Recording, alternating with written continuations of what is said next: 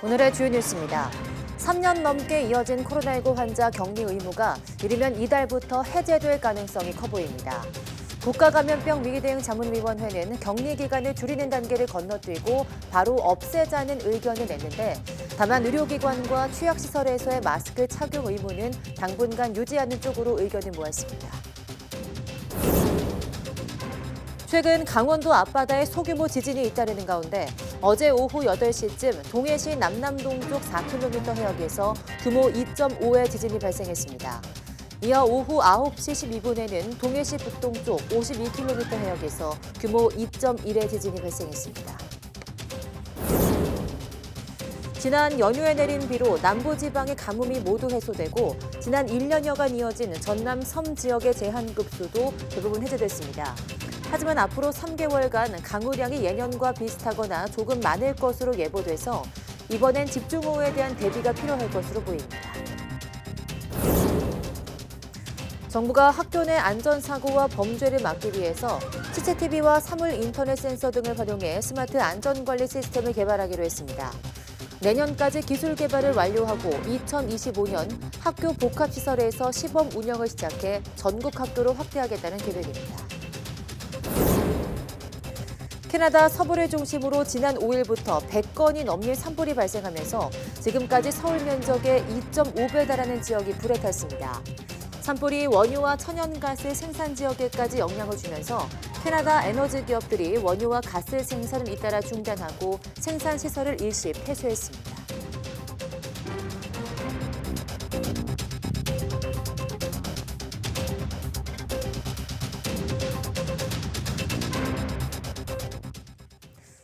여러분 안녕하십니까? 5월 9일 사이언스 투데이 시작합니다. 세계보건기구 WHO가 코로나19 공중보건 비상사태를 해제하면서 우리나라도 일상을 회복하기 위한 논의를 시작했습니다. 이르면 이달부터 확진자 격리가 의무가 아닌 권고로 바뀔 가능성이 커 보입니다. 조성호 기자입니다. 방역 전문가들이 모인 국가감염병 위기대응 자문위원회가 코로나19 대응 완화를 논의했습니다.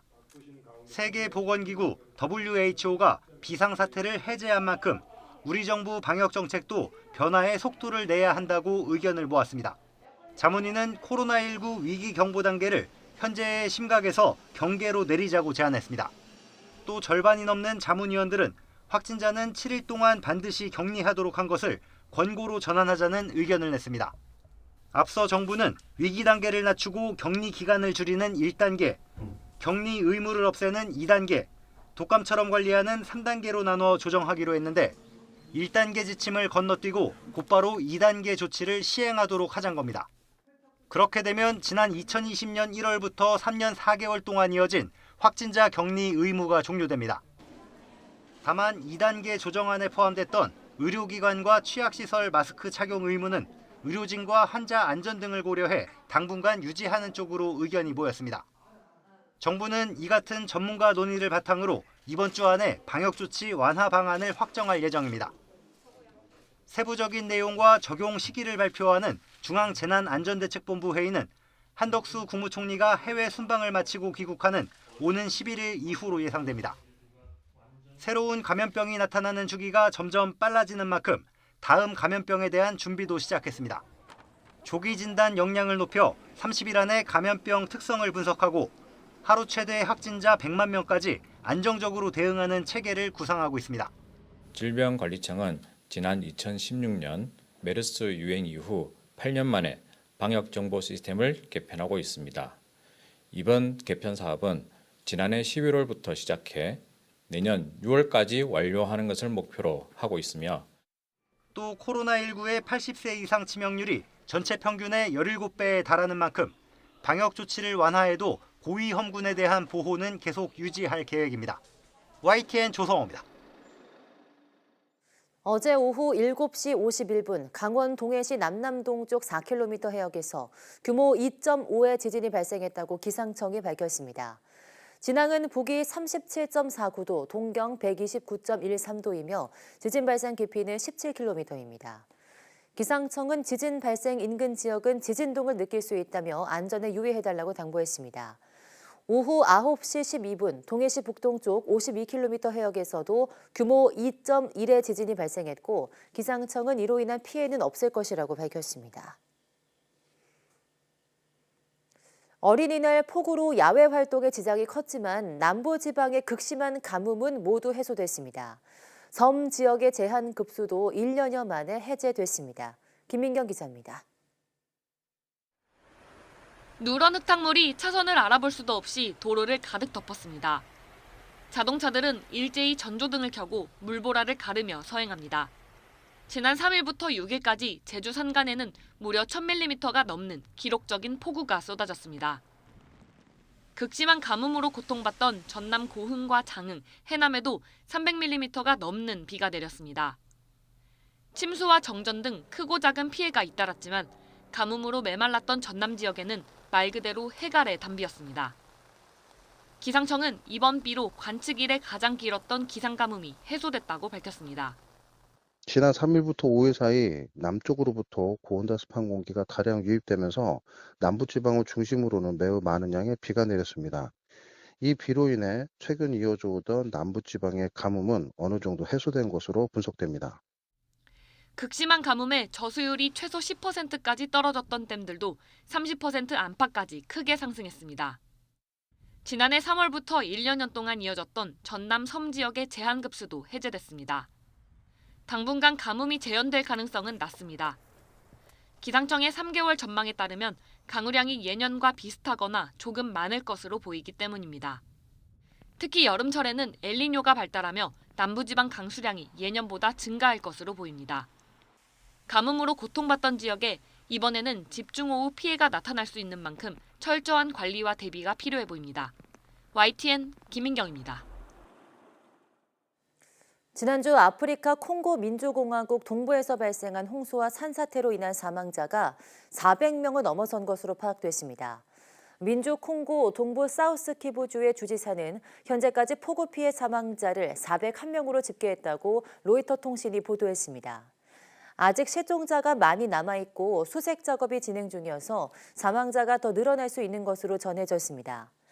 민주 콩고 동부 사우스 키부주에서는 지난 4일 저녁부터 밤새 내린 집중호우로 강이 범람하고 산사태가 잇따라 수백 채 가옥이 유실되거나 진흙 속에 파묻혔습니다. 캐나다 서부 엘버타주를 중심으로 산불이 확산하면서 에너지 기업들이 원유와 가스 생산을 잇따라 중단하고 있습니다. CNN과 블룸버그 통신 등에 따르면 지난 5일부터 엘버타주에 100건이 넘는 산불이 발생해 주민 3만 명이 대피했습니다. 산불은 지금까지 서울 크기의 2.5배 달하는 지역을 집어삼켰고 지금도 약 30건의 산불이 통제 불가능할 정도로 확산하고 있습니다. 엘버타주 정부는 지난 6일 비상사태를 선포했으며 일부 지역에서는 주민 대피령이 내려졌습니다.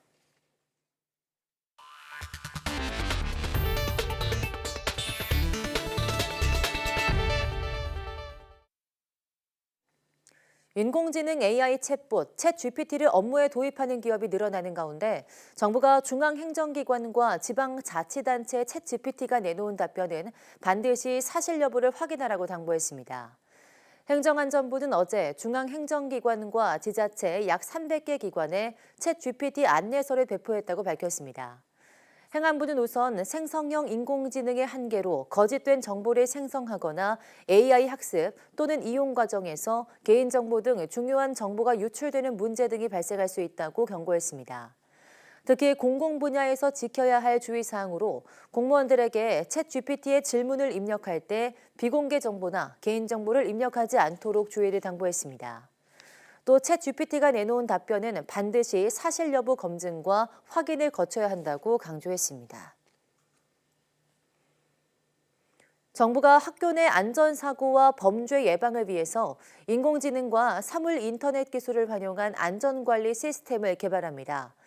교육부는 학교 복합시설 스마트 안전관리 시스템 개발 사업이 과학기술정보통신부에 2023년 민관협력 공공혁신 플랫폼 구축 지원 사업 대상으로 선정됐다고 밝혔습니다. 학교 복합시설 스마트 안전관리 시스템은 CCTV와 지능형 사물 인터넷 센서를 활용해 안전 정보를 알려주는 것으로 학생의 등교 정보나 방문객 출입 정보를 관리할 수 있게 됩니다. 또 화재 감지와 신고, 대피 동선 안내는 물론 교내 안전사고 위험 지역 등을 관리자에게 전달해 조치할 수 있게 하고 소리 감지 센서를 활용해 학교 폭력 등의 상황도 파악할 수 있게 될 거란 설명입니다. 교육부는 내년까지 시스템을 개발하고 2025년 학교 복합시설에서 시범 운영을 시작해 향후 전국 모든 학교로 시스템을 도입할 계획입니다. 대한항공은 다음 달 1일부터 기내 와이파이 서비스를 시작한다고 밝혔습니다. 와이파이는 우선 737 맥스 기종 국제선에서 제공되며 대한항공은 서비스 대상 항공기를 늘려나갈 예정입니다. 항공기에 탄 뒤 기내 포털 페이지에 접속해 요금을 결제하고 사용하면 됩니다. 요금은 거리별로 미주, 유럽 등 장거리, 동남아시아 등 중거리, 일본, 중국 등 단거리로 구분됩니다. 또 웹서핑과 이메일, 비디오, 음악 스트리밍을 이용하려는 승객을 위한 인터넷 요금제와 카카오톡과 라인 등 채팅 앱을 통해 텍스트 메시지만 쓰려는 이들을 위한 저속, 저용량의 메시징 요금제로 나뉩니다. 국내 항공사 중에서는 아시아나항공과 에어 프레미아 등이 기내 와이파이 서비스를 제공하고 있습니다. 외식업계 프랜차이즈 가맹점주들은 음식 재료는 물론 각종 물품도 가맹본부에서 살 수밖에 없습니다. 계약서상 본부에서 공급받게 돼 있는 필수 품목이기 때문인데 원재료값 등 비용이 급등하면서 갈등이 커지고 있습니다. 이승은 기자입니다. 최근 공정거래위원회가 직권조사에 들어간 프랜차이즈 고깃집입니다. 가맹점주들은 본부가 시중가보다 2배 넘는 가격에 고기를 공급할 뿐만 아니라 물티슈와 냅킨을 비롯해 판촉품까지 강매했다며 문제를 제기하고 나섰습니다. 계약서상 본부에서 공급받도록 돼 있는 필수 품목이어서 울며 겨자 먹기로 받을 수밖에 없는데 그 정도가 지나치다는 겁니다. 우삼겹이라는 거는 시중에서 뭐 7, 8천 원 구할 수 있는 거 우리는 14,000원에 받고 있으니까. 솔직히 점주들 검수 못 하잖아요. 뭐야 이것도 필수였어 이것도 필수였어 이렇게 돼버리는 거죠. 원재료 값이 뛰면서 프랜차이즈 본부와 가맹점주 간 필수 품목을 둘러싼 분쟁이 급증하자 공정거래위원회가 칼을 빼들었습니다. 올해 가장 역점을 둘 분야로 필수 품목 거래 관행 개선을 꼽으며 실태 점검에 나서기로 한 겁니다. 더 나아가 투명한 공개와 합리적 운영을 위해 제도 정비에까지 손을 대겠다고 강조했습니다. 가맹본부가 필수 품목을 과도하게 지정해서 일방적인 가격 인상을 통해 과도한 차액 가맹금을 수취하는 행태를 시정해 나갈 것입니다. 1970년대 말 본격 등장해 매출액 122조 원으로 GDP의 6%가 넘고 종사자가 고용인구의 5%에 육박할 정도로 성장한 가맹사업. 원재료와 에너지 비용, 인건비 급등 속에 소상공인 피해가 줄어들 수 있을지 주목됩니다. YTN 이승은입니다. 네, 지난해 서울에 있는 배달 음식점에서 환불을 거부당한 고객이 업주에게 욕설을 퍼부은 일이 있었는데 YTN이 보도한 경기 양주의 악성 고객과 같은 사람이었습니다. 이런 나쁜 손님에겐 차라리 팔지 않겠다는 자영업자들의 아우성에 정부를 중심으로 대책이 논의되고 있지만 민간에 강제할 방법은 없어 보입니다. 오종훈 기자입니다. 서울 월곡동에서 치킨 프랜차이즈 가맹점을 운영하는 A씨는 지난해 11월 음식에서 벌레가 나왔으니 환불해달라는 요청을 받았습니다. 고객이 찍은 사진을 본 A씨는 고온으로 조리하는 가게에서 그런 벌레가 나올 수는 없다며 음식값을 돌려주지 않았습니다. 그러자 A씨에게 수십 차례에 걸쳐 심한 욕설 문자를 퍼부은 고객. 알고 보니 최근 경기 양주 일대 음식점을 돌면서 환불 요구를 이어가 YTN에 보도된 사람과 같은 인물이었습니다. 음식에서 파리가 나왔다는 항의 내용도 똑같았습니다. 벌레 자체가 너무 비슷해요. 그리고 그 환불하는 패턴도 비슷하고 그 사장님한테 여쭤봐가지고 대조를 해가지고 이 사람이 맞구나라는 거를 확신을 하게 됐죠. 자영업자들이 모인 온라인 커뮤니티에 들어가 보면 이른바 악성 손님에 대한 하소연이 줄을 잇습니다. 업주가 음식을 회수해 확인해보겠다고 하자 음식에 담뱃재를 부은 손님부터 2달 전 주문한 음식값을 환불해달라고 한 손님까지 사례도 다양합니다. 업주들이 바라는 건 이런 막무가내 민원을 제기하는 고객의 주문이 원천 차단되는 겁니다. 하지만 배달 플랫폼 측은 개인정보라는 이유로 악성 고객을 별도로 분류하지 않고 있습니다. 고객의 개인정보를 저희가 확인할 수는 없으니까 똑같은 내용에 대해서 확인이 안 되는데 일단 현재까지는 도와드릴 수 있는 방법이 없다고 그렇게 말씀을 드릴 수가 없어서. 이런 가운데 공정거래위원회도 업주들의 고충을 해결할 대책 마련에 나섰습니다. 주문 취소나 환불로 분쟁이 일어나면 플랫폼 업체가 조정하고 악의적인 평가를 남긴 고객의 이용도 제한하는 자율 규제안을 소상공인, 플랫폼 업체와 함께 준비하고 있습니다. 플랫폼사라든지 여러 가지에서 조금 미온적으로 대응을 해왔기 때문에 최대한 빨리 그런 지금 현재 논의 중 자율 규제 방안이 확정이 되고, 다만 민간에 강제할 수는 없다는 게 공정위 입장이라서 어디까지나 자율 규제안입니다. 때문에 플랫폼의 참여와 협조가 뒷받침되지 않으면 실효성이 적다는 게 한계로 지적됩니다. YTN 우종훈입니다. 제2금융권의 기업 연체율이 7년 만에 최고 수준까지 올랐습니다. 코로나19 관련 대출 상환 유예 조치가 종료되는 하반기에는 기업 대출 부실이 현실화할 거라는 우려가 나오고 있습니다. 엄윤주 기자입니다. 고금리와 경기 침체가 이어지면서 기업들의 대출 상환 능력은 급격하게 떨어졌습니다. 갚을 능력이 없으면 방법이 없잖아요. 연체시킬 수밖에 없고. 특히 상대적으로 문턱이 낮은 제2금융권의 기업 대출 연체율은 상승세를 이어가고 있습니다. 기업 대출 잔액은 코로나19 직전 대비 3년 사이 80% 넘게 치솟았고 연체율 역시 7년 만에 가장 높은 수준을 기록했습니다. 거래자의 상환 능력 하락이 연체율 상승의 주 요인으로 작용하고 있습니다. 보수적 심사 기준을 당분간 유지하고 대선 충당금 적립 강화 등을 통해 대처해 나갈 예정입니다. 은행권이라고 사정이 나은 건 아닙니다. 올해 2월 은행의 원화대출 연체율은 2020년 8월 이후 최고치입니다. 하반기에는 돈을 못 갚는 중소기업들이 속출할 것이라는 관측입니다. 특히 오는 9월이면 코로나19 관련 대출 원리금 유예 조치가 종료되기 때문입니다. 기업 대출 연체율이 새로운 내관이 될 수 있다는 전문가들의 지적이 잇따르는 이유입니다. 연체라든지 부도가 늘어나게 되면은 고용이 줄어들게 되고 이에 따라 소비자 수요가 줄어들게 되고 다시 고용이 줄게 되는 이른바 L자형 침체로 가는 악순환의 고리가 될 수 있다. 이런 것에 따라서 연체율 관리에 신경 써야 된다라고 봅니다. 금융당국은 차주들이 채무 불이행에 빠지지 않도록 새 출발 기금 등 채무 조정 프로그램을 마련하는 동시에 금융기관의 연체율 관리 실태를 주시하고 있습니다. YTN 엄윤주입니다. 투자의 귀재로 불리는 워런 버핏 버크셔 해서웨이 회장이 올해 미국 경제에 대해 부정적인 전망을 내놓았다고 미국 매체가 보도했습니다.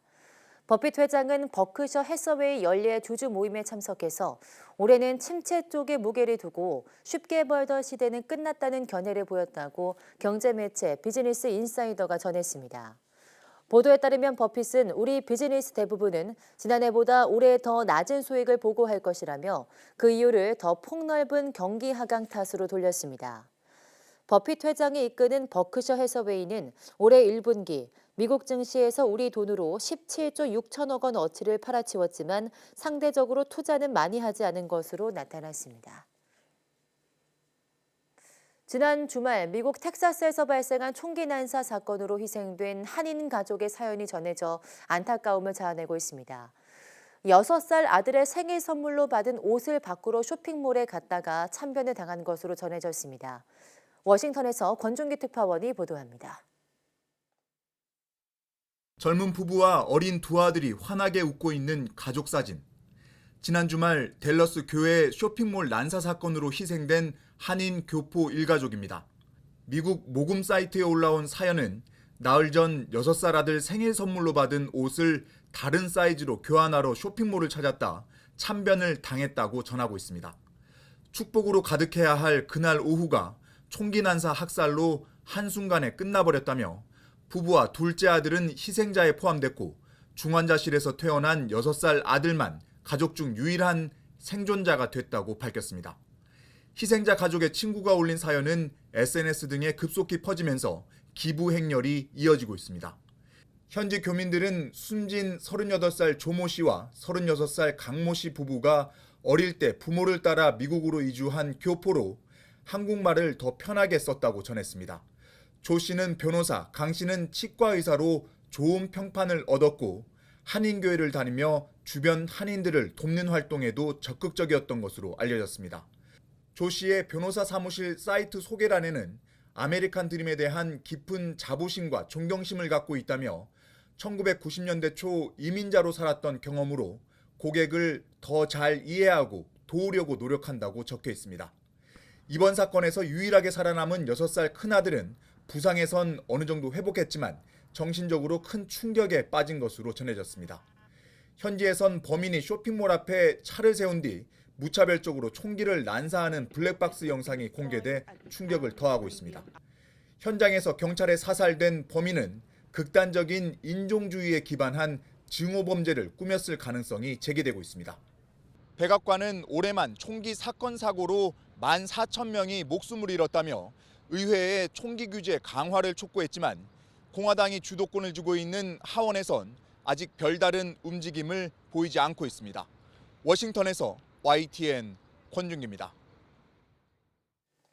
크리스티와 함께 미술품 경매 시장의 양대 산맥인 뉴욕 소더비가 이번 달 피카소와 클림트 등 희귀 작품들을 경매에 내놓을 예정입니다. 이 작품들의 총 경매가는 최대 10억 달러에 이를 전망입니다. 보도에 이상순 기자입니다.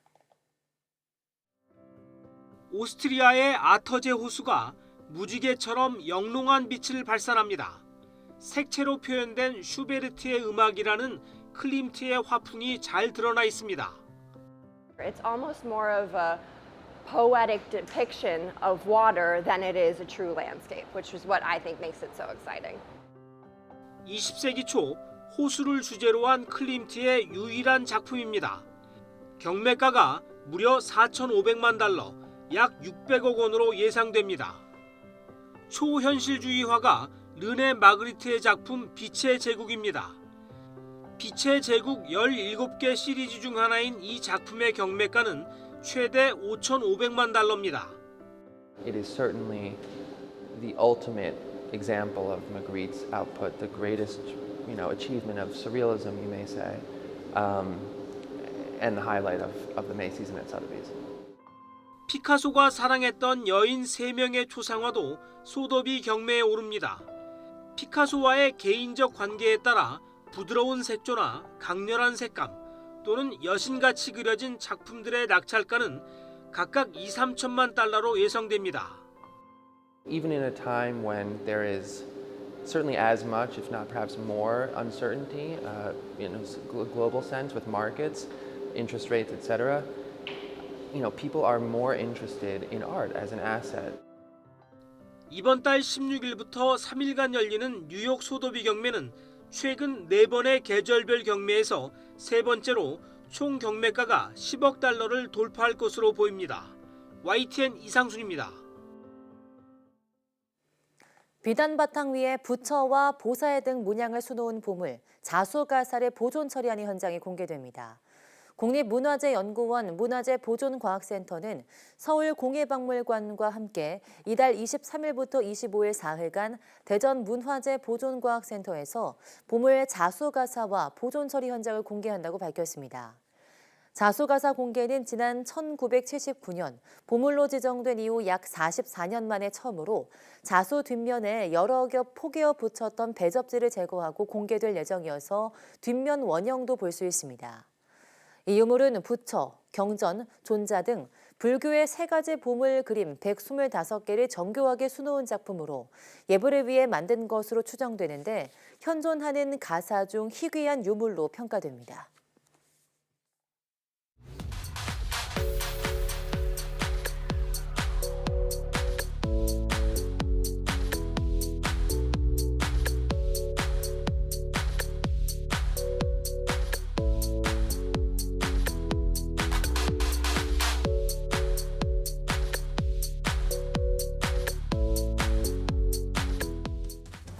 대인관계에서 보이지 않는 선은 나와 상대방을 모두 배려하는 중요한 기준이 됩니다.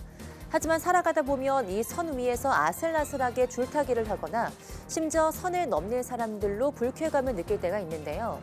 오늘 오후 사이언스 투데이 한글 사람 속은에서는 선 넘는 행동과 말에 지혜롭게 대처하는 방법에 대해 이야기 나눠보겠습니다. 많은 시청 바랍니다. 함께해 주신 여러분 고맙습니다.